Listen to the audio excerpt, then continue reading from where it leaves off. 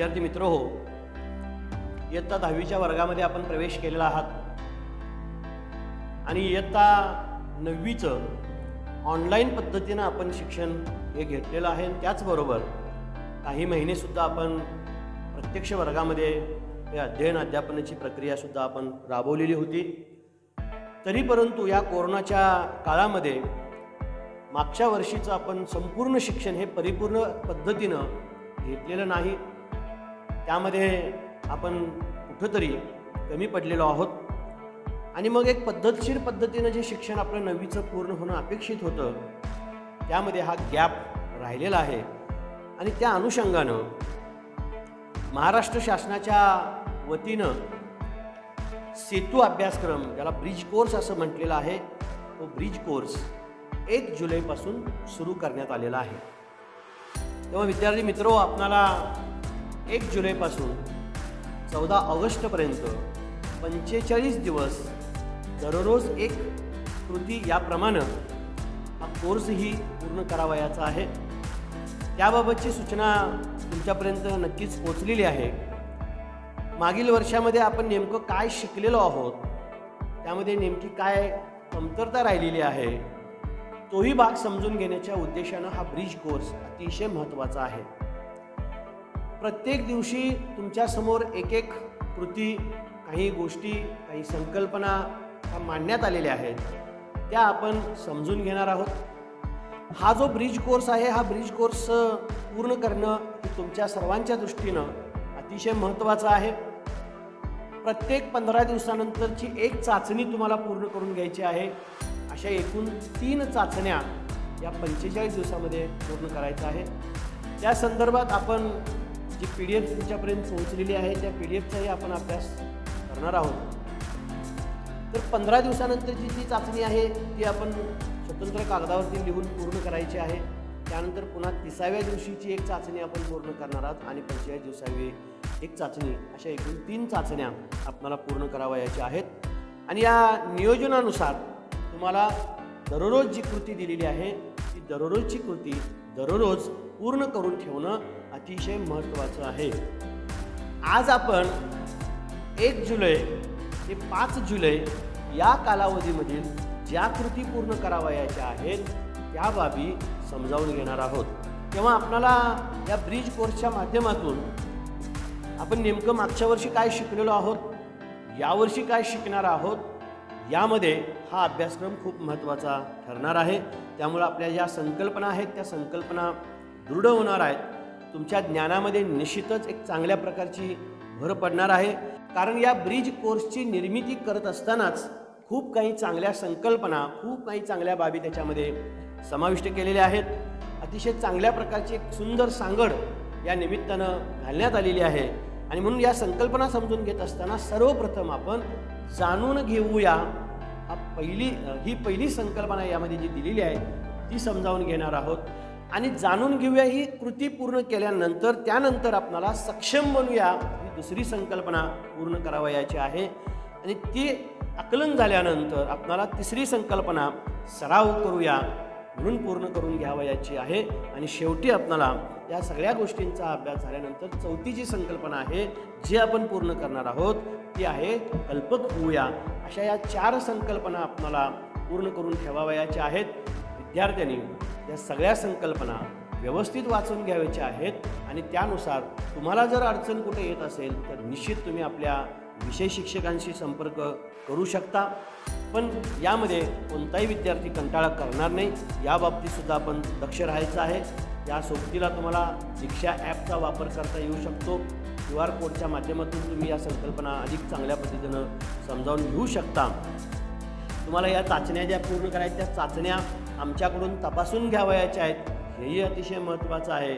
आणि तेव्हा आपण मागच्या वर्षीचाही अभ्यासक्रम या निमित्तानं पूर्ण करतो आहोत, जेणेकरून तुमच्यामधल्या ज्या काही उणिवा राहिल्या असतील, ज्या काही संकल्पनांच्या बाबी अडचणीच्या ठरल्या असतील किंवा तुमच्यामध्ये काही गोष्टी, काही क्षमता प्राप्त झालेल्या नसतील तर त्या या निमित्तानं पूर्ण होणार आहेत. आणि म्हणून त्याही गोष्टी आपल्याला पूर्ण करून घ्यायच्या आहेत. तेव्हा विद्यार्थी मित्रो, आज आपण 1 जुलै ते 5 जुलै या कालावधीमध्ये ज्या गोष्टी करणार आहोत त्याची सविस्तर चर्चा या निमित्तानं आपण करणार आहोत.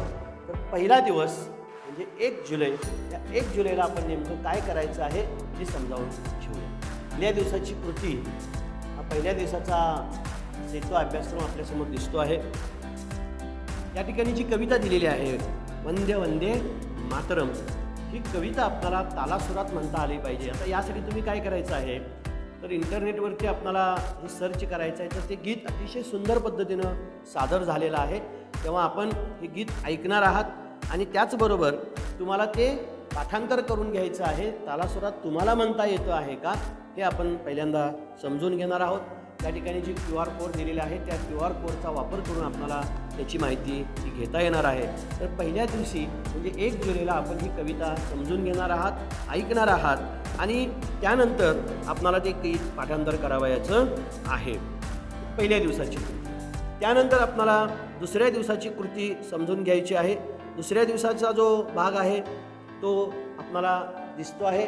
दिवस दुसरा आणि तिसरा, याचा अर्थ 2 आणि 3 तारखेला आपण काय करणार आहात ते या ठिकाणी दिलेलं आहे. कौशल्य संकल्पनावरती आधारित ही कृती घ्यायची आहे. आता जाणून घेऊया म्हणून जो परिच्छेद या ठिकाणी दिलेला आहे तो परिच्छेद मनापासून वाचायचा आहे, प्रकट वाचन करायचं आहे. त्यातले काही शब्द वाचता येत नसतील तर तेही आपल्याला समजून घ्यायचं आहे आणि तो उतारा वाचल्यानंतर त्याखाली जी 4 प्रश्न दिलेले आहेत त्या 4 प्रश्नांची उत्तरं ही तुमच्या वहीमध्ये लिहून पूर्ण करावयाची आहेत. हा झाला पहिला भाग, जाणून घेऊया. त्यानंतर पुढच्या पानावरती सक्षम बनूया असं जे पान आहे ते पान आपण समजून घेणार आहोत. तर त्या ठिकाणी जो परिच्छेद दिलेला आहे तोही परिच्छेद आपण समजून घेणार आहोत. त्या परिच्छेदाच्या वाचनानंतर तुमच्या निश्चित लक्षात येईल की ललित लेख आपल्याला त्या ठिकाणी समजून येणार आहे. तेव्हा आपण या दुसऱ्या परिच्छेदाचं वाचन सक्षम बनूया या संकल्पनेला अनुसरून पूर्ण करून घ्यायचं आहे.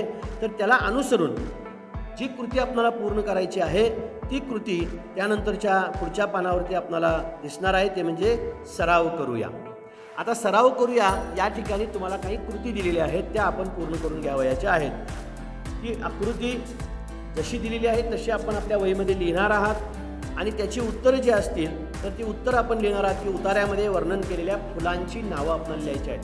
म्हणजे आपण तो उतारा अतिशय काळजीपूर्वक समजपूर्वक वाचून घेणं महत्त्वाचं आहे. त्यानंतर त्याखाली एक कोष्टक दिलेलं आहे, ते कोष्टकही आपण पूर्ण करणार आहात.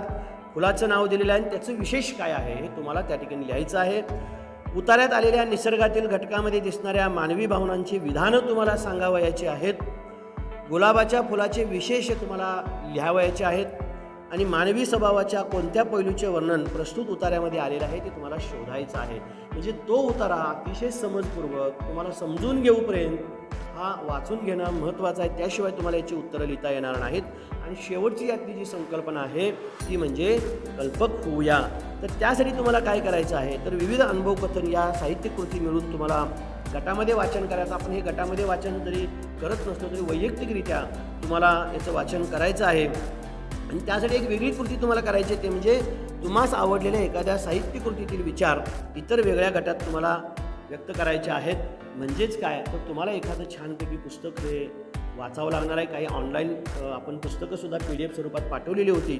तर अशी काही पुस्तकं तुम्हाला वाचावी लागतील आणि त्यामधून तुम्हाला ज्या काही गोष्टी समजलेल्या असतील त्याही विचार, त्या पुस्तकातील काही विचार ते तुम्हाला मांडायचे आहेत, तुमच्या शब्दामध्ये ते व्यक्त करायचे आहेत. तेव्हा आपल्याला ही कृती पूर्ण करून ठेवावयाची आहे. ते झालं दुसरा आणि तिसरा दिवस. त्यानंतर आपण चौथ्या आणि 5व्या दिवसाकडे वळणार आहोत. चौथ्या आणि 5व्या दिवसामध्ये सुद्धा आपल्याला श्रवण, वाचन आणि लेखन यावर आधारित या कृती पूर्ण करावयाच्या आहेत. तर तुम्हाला इथं जाणून घेऊया यासाठी काही उतारे दिलेले आहेत, काही कवितासुद्धा इथं दिलेल्या आहेत. तर ते पूर्णपणे वाचून घ्यायचे आहेत, ते उदाहरणं आपण समजावून घ्यायची आहेत. तुम्ही तुमच्या पालकांशी चर्चा करू शकता आणि एक गद्य उतारा आणि एक पद्य उतारा आहे, त्या दोन्हीतला फरक समजावून घ्यायचा आहे. आणि त्या 2 वरती आधारित खाली एक कृती दिलेली आहे, योग्य पर्याय निवडा. तर त्या ठिकाणी वरील बडबड गीताचा विषय काय आहे हे तुम्ही शोधून लिहायचं आहे, तुम्ही विचार करून त्याचं उत्तर लिहायचं आहे. तिथं पर्याय दिलेले आहेत, बदकाचे पिलू, पोलीस दादा, बदकाची आई, बदकाच्या पिलाची शाळा. तर तुम्ही त्याचं उत्तर लिहून घ्यायचं आहे. वरील बडबड गीतामध्ये लय निर्माण करणारे शब्द कोणते आहेत हे तुम्हाला लिहायचं. जसं नाच आणि पाच जसे शब्द लयमध्ये आलेले आहेत तशी त्या पद्यामध्ये इतर कोणते शब्द आलेले आहेत का हे तुम्ही शोधायचं आहे. बदकाच्या पिलात लपलेली प्रतिमा कोणती आहे हे लिहायचं आहे. बडबड गीतात आलेले मानवेतर घटक म्हणजे मानव सोडून इतर कुठले घटक आलेले आहेत ते तुम्ही लिहायचं आहे. तर अशा पद्धतीने या 2 आणि 1 या पद्य आणि गद्यमधला जो फरक आहे तो फरक तुम्हाला पूर्ण करून घ्यायचा आहे. त्याच्यानंतरचे जे पुढचं पान आहे त्या पानावरती सक्षम बनूया या अंतर्गत एक कविता दिलेली आहे. तर ती कवितासुद्धा आपण वाचणार आहात. ती कविता वाचल्यानंतर तुम्हाला त्याच्यावर आधारित काही कृती पुन्हा खाली दिलेल्या आहेत त्याही पूर्ण करणार आहात. कवितेचा विषय काय आहे, त्या कवितेच्या विषयाच्या अनुषंगानं कवितेमध्ये आलेले घटक कोणते आहेत, त्यामध्ये नाद लय निर्माण करणारे शब्द कोणते आहेत. कदाचित ही कविता तुमच्या अभ्यासातून गेलेली पण असेल. जरी आपण या कवितेचा आपल्या 9वी किंवा 10वीमध्ये ही कविता नसली तरी परंतु ती कविता आपण समजावून घ्यायची आहे. त्या कवितेतला भावार्थ काय आहे तो समजून घ्यायचा आहे आणि त्या अनुषंगाने आपणाला ही ज्या कृती दिलेल्या आहेत त्या कृती पूर्ण करून घ्यायचं आहे. यानंतरचे जे पान आहे ते म्हणजे चला सराव करूया. तर या पानावरील ज्या काही कृती असतील त्याही कृती आपण पूर्ण करणार आहात. त्या कवितेवर आधारितच या कृती आहेत तेव्हा आपण अतिशय समजपूर्वक जर त्या कविता समजून घेतल्या असतील, वाचन केलं असेल तर या कृती पूर्ण होणार आहेत. काही वेळेला तुम्हाला तुमच्या शब्दामध्ये उत्तरं द्यावयाची आहेत. त्यामुळे केवळ कविता वाचल्याने आपल्याला त्याचं उत्तर येतं असं होणार नाही, तर तुम्हाला त्याचं बारकाईनं समजून घेऊन वाचन केल्यानंतरच याची उत्तरं लिहिता येणार आहेत. त्या ठिकाणी तुम्हाला समजलेला अर्थ सांगायचा आहे तोही तुमच्या शब्दामध्ये लिहायचा आहे. अशा पद्धतीनं सराव करूया ही संकल्पना पूर्ण करणार आहात. आणि त्यानंतर कल्पक होऊया यामध्ये त्याच्या पुढचा टप्पा तुम्हाला गाठायचा आहे जो तुम्हाला तुमच्या स्वतःच्या शब्दामध्ये मांडायचा आहे किंवा तुम्हाला त्यामध्ये स्वतःची कृती पूर्ण करायची आहे. वरील कवितेमध्ये काही शब्दांच्या जागी समानार्थी शब्द टाकायचे आणि काव्यामध्ये काय बदल होतो अशा प्रकारे कृती तुम्हाला करायला सांगितली. म्हणजे ही एक वेगळ्या प्रकारची कृती तुम्हाला पूर्ण करायची आहे. म्हणजे आता या ठिकाणी जी कविता आहे ती कविता तुम्हाला वाचत असल्यानंतर त्यामधले काही शब्द असे शोधायचे आहेत. उदाहरणार्थ तापी काठची. आता काठ, तर या काठला समानार्थी शब्द काय असू शकतो हे तुम्ही शोधायचं आहे आणि त्या कवितेमध्ये तो शब्द घालायचा आहे. त्यानंतर ओटा याला जर समानार्थी शब्द तुम्हाला सापडत असेल तर तिथं तो शब्द टाकायचा आणि मग ती कविता कशी तयार होईल. अशाप्रमाणे या कवितेमधले काही शब्द असे शोधा की ज्याला समानार्थी शब्द आहेत आणि ते समानार्थी त्याच कवितेमध्ये घालायचं आणि मग ती कविता कशी तयार होईल. ही नवीन कविता ही तुम्हाला तयार करायची आहे. तर अशा पद्धतीने एक वेगळ्या प्रकारचा अनुभव तुम्हाला या निमित्तानं मिळणार आहे. खूप चांगल्या प्रकारचं एक आनंद निर्माण करणारं ही कृती आहेत. तेव्हा विद्यार्थी मित्र निश्चितपणानं रोज एक कृती आपण पूर्ण करणार आहात. एकाच दिवशी 4 ते 5 दिवसाचं पूर्ण करू नका किंवा चाचणी पुढं आहे तर अगोदरच चाचणी सोडूया तर असं न करता जर तुमच्या ज्ञानामध्ये परिपूर्ण भर घालायची असेल, जर तुम्हाला खऱ्या अर्थाने यातल्या संकल्पना समजावून घ्यायच्या असतील, ज्या तुमच्या अध्ययनातल्या क्षमता मागे राहिलेल्या असतील त्या जर पूर्ण करायच्या असतील तर तुम्हाला दररोज एक जी कृती दिलेली आहे ती एकच कृती त्या दिवसाचं जे काही काम तुम्हाला दिलेलं आहे तेच पूर्ण करायचं आहे. ही एक बाब आपण अतिशय काटेकोरपणे जर पाळलात तर निश्चितपणानं हा जो सेतू अभ्यासक्रम आहे आणि शासनाच्या वतीनं याचं जे उद्दिष्ट ठरवलेलं आहे, जो उद्देश त्यांचा आहे तो सफल झाल्याशिवाय राहणार नाही. आणि म्हणून आपण ज्या कृती आहेत त्या दिवशी पूर्ण करावं अशा प्रकारची अपेक्षा या ठिकाणी व्यक्त करतो. आणि या 5 दिवसाच्या ज्या काही कृती तुमच्यासमोर मी मांडलेल्या आहेत त्या 5 दिवसाच्या कृती दररोज एक याप्रमाणे पूर्ण करून घ्यावयाच्या